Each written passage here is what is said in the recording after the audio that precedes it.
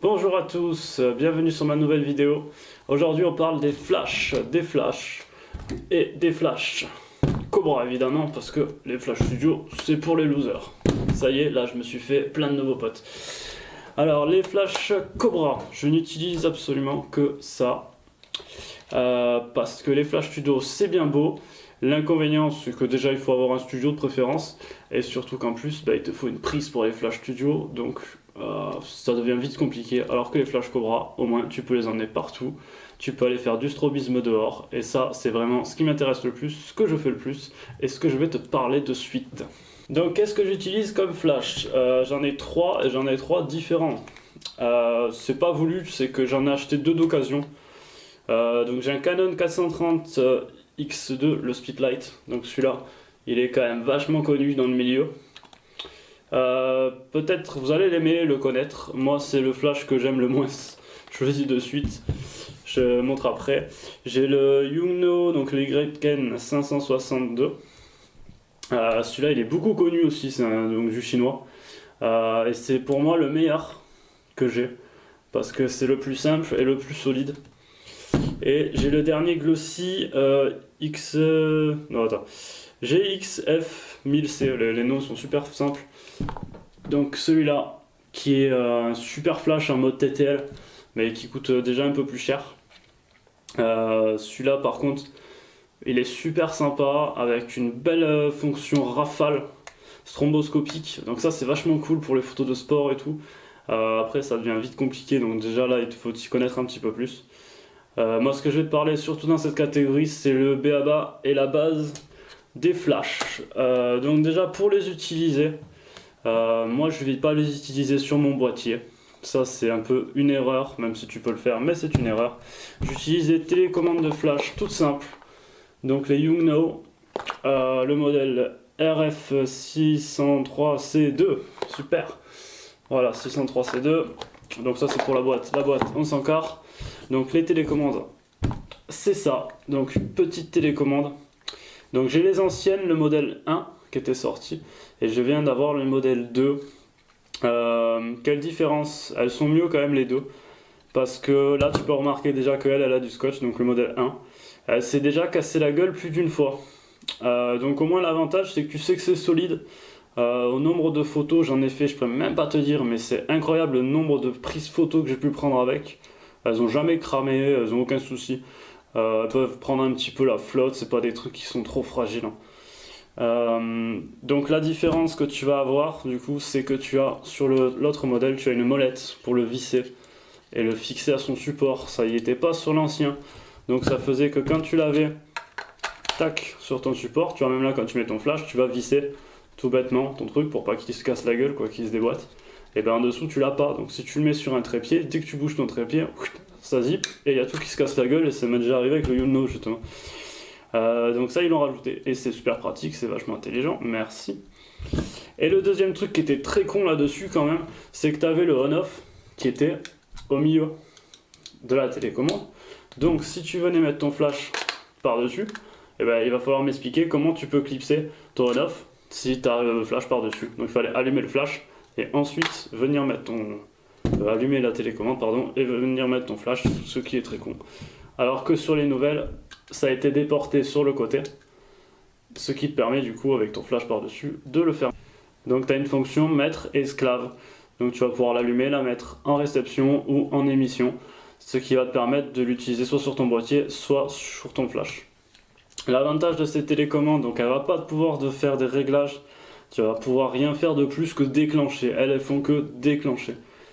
Mais c'est ce que je veux, c'est ultra simple, tu te prends pas la tête. Et ensuite, donc du coup, tu vas pouvoir te mettre sur ton flash en manuel.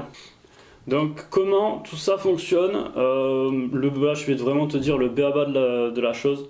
Ce qui m'intéresse, c'est pas t'expliquer toutes les fonctions du flash, ça on s'en carre complètement. Moi je veux juste t'expliquer comment je m'en sers sur le terrain. Donc tout simplement, je vais avoir ma télécommande émettrice, donc ça va être la rouge, tu me la suis pas en rouge. Et j'ai réfléchi qu'après qu'elle serait sur mon boîtier, que ça serait vraiment dégueulasse. C'est dommage, mais au moins au premier coup d'œil je sais qui est qui, donc ça va sur le boîtier. Et ensuite du coup j'en ai 3 des réceptrices. Donc ça permet de déclencher 3 flashs. Malgré tout, avant je travaillais avec une seule de réceptrice et c'est possible même avec 3 flashs. Je vais te montrer comment. Donc tu viens mettre ta télécommande sur on, tu le visses sur ton flash, donc tu vas te mettre en mode manuel. Les puissances, hop, donc je te montre vraiment le b.a.-ba de la base, du coup j'ai pas le zoom, donc je te montrerai en vidéo après. Tu peux être à 1/128e et plus tu vas descendre, 1/64e, 1/32e, jusqu'à 1,1. Donc plus tu vas descendre, plus ta puissance de flash va être puissante, tout simplement. Donc à 1,1, tu es au maximum de la puissance. Savoir que j'utilise jamais. Je descends un maximum 1/16e en général. Et en général, ouais, je suis entre 1,64 et 1/128e. Donc tu vas pouvoir te mettre là. Et donc ensuite, utiliser ta télécommande de flash qui va déclencher automatiquement sur ton boîtier dès que tu déclenches.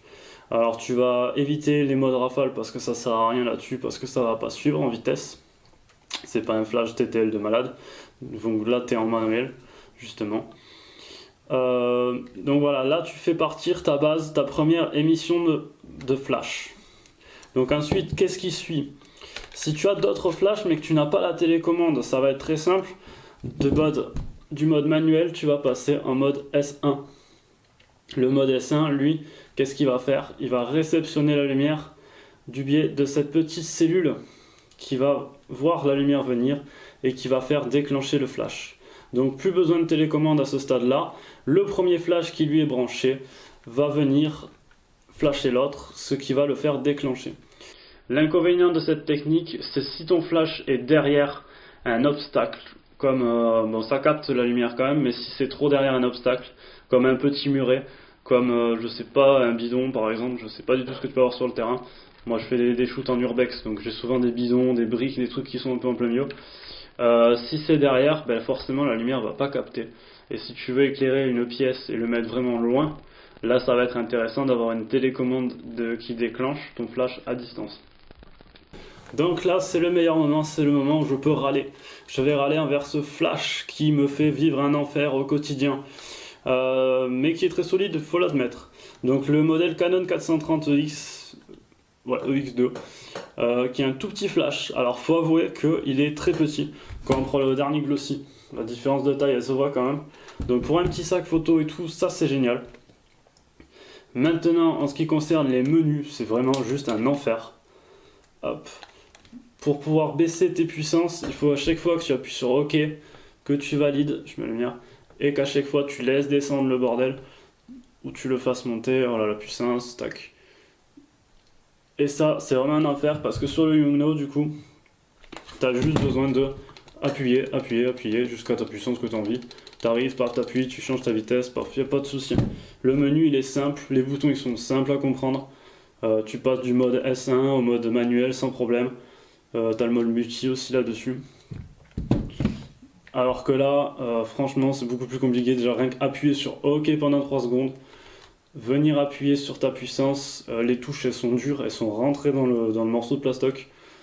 S'il est sur son support, c'est hyper casse-couille. Franchement, c'est pète viande. Le seul avantage du coup, c'est qu'il est très petit. Donc ça, je lui accorde. Ce qui m'embête sur ce flash, c'est qu'il va être bloqué à 1,64 de puissance, alors que les autres sont à 1,128e. Alors que des fois, si tu as juste besoin de remettre un petit coup de flash pour éclairer une scène, pour éclairer un portrait, pour avoir juste une petite cache line, avoir ce petit effet brillant, 1,128e des fois ça suffit, alors qu'à 1,64 ça va être un peu trop puissant déjà, ça va te faire un effet blanc sur le visage, ça va pas être joli. Donc ce petit flash, il est efficace, il fait son job pour le prix. Maintenant on peut le trouver d'occasion à une 50aine d'euros, donc ça vaut vraiment le coup d'acheter. Il a fait je sais pas combien de déclenchements, il s'est cassé la gueule plus d'une fois de son support malheureusement. Mais bon, il déconne un peu, mais il marche encore, donc franchement, pour acheter, pour commencer, ça va nickel, pas besoin de se faire chier. Le Yongnuo, pour moi, il est mieux parce qu'il est plus simple. Il est plus gros, mais pareil, il est super costaud, il s'est cassé la gueule plus d'une fois, donc à cause de ces télécommandes qui sont hyper mal fixées. Mais bon, il a servi, il a fait plein de déclenchements, ça aucun souci, il fait le travail. Et le nouveau Glossy, je vais pas pouvoir en dire grand chose parce que je l'ai pas beaucoup utilisé. Ce qui est bien, c'est que lui va pouvoir se brancher avec une batterie externe, donc ça évite de consommer des piles, parce que mine de rien, ça fait une sacrée consommation de piles. Il va proposer beaucoup de choses, mais le truc c'est que j'en ai pas forcément l'utilité. C'est l'un des plus chers des flash, enfin en bas de gamme on va dire, plus cher en bas de gamme. C'est un super flash, il est très bien. Par contre il est assez gros du coup, et ben, je préfère ça, parce que ça va pas coûter cher. Ça va coûter cher, donc ça va vite faire chier de l'utiliser, de le faire tomber et tout. Que lui, au moins, tu peux lui en mettre plein la gueule, il dira jamais rien. Il a même été sous la flotte et tout, il n'y a aucun souci, c'est solide. Donc voilà, pourquoi 3 flashs? Parce que pour moi, c'est assez complémentaire. Déjà avec 3, même je travaille avec 2 jusqu'à pas longtemps, tu peux faire largement des setups assez intéressants avec des lumières qui viennent de côté. Donc en général, j'utilise ces deux-là. Donc le Canon sur télécommande, j'utilisais parce que lui il n'a pas le mode manuel en S1, moi j'appelle S1, donc avec le déclencheur de photocellule. Donc lui déclenchait en télécommande, lui recevait la lumière et déclenchait en même temps. Donc ces deux accompagnés de box, je ferai une vidéo sur la prochaine fois. Donc sur tout ce qui est modeleur de lumière, les box, les bols beauté qui vont avec, tout ça. Mais bon, donc pour revenir à la base, c'est de utiliser à éclairer le sujet. Et vu qu'en général je shoote la nuit, j'utilisais celui-là pour venir juste éclairer la scène derrière, ce que j'ai envie de montrer. J'espère que cette petite vidéo t'aura plu. N'hésite pas à t'abonner à la page. On est début d'année, donc là je lance. J'ai déjà lancé la chaîne, mais là je la lance vraiment. Donc il va y avoir plein de vidéos qui arrivent, des techniques, enfin vraiment moi comment je fonctionne. Le but c'est de vous montrer mes techniques, mon apprentissage photo. J'ai peut-être pas forcément les meilleures techniques, mais ça peut être intéressant à suivre. N'hésite pas à me lâcher un petit like et je te dis à bientôt. Ciao!